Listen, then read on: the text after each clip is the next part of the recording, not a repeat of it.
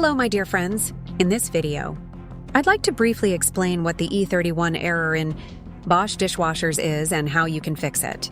To diagnose and repair this error, you first need to remove the right side panel of the appliance. After removing the panel, lift the insulation to keep it out of the way.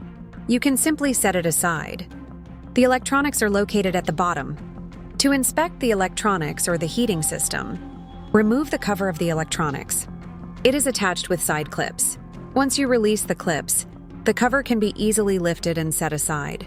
After removing the cover, you'll see the heater connectors.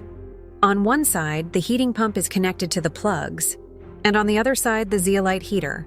To disconnect the plug, which is secured with a small latch, gently release it. The plug with 2 red wires is responsible for powering the heater. After disconnecting the plug, you can perform a short test. If the E10 error appears at this point, it's normal. The electronics detect that the heater is no longer connected. If this error occurs, it indicates a potential issue with the heater. In dishwashers with drying functionality, there is a steam outlet at the back of the washing chamber. To access it, simply remove the cover by turning it to the left. It's a simple bayonet lock. Once the cover is off, you can look into the container. Inside, you'll find zeolite granules. If you suspect an issue with the heater, you can dry it inside the container using a hairdryer for about 10-15 minutes. After drying, replace the cover by turning it to the right until it is positioned at a right angle to the corner. Then run a test.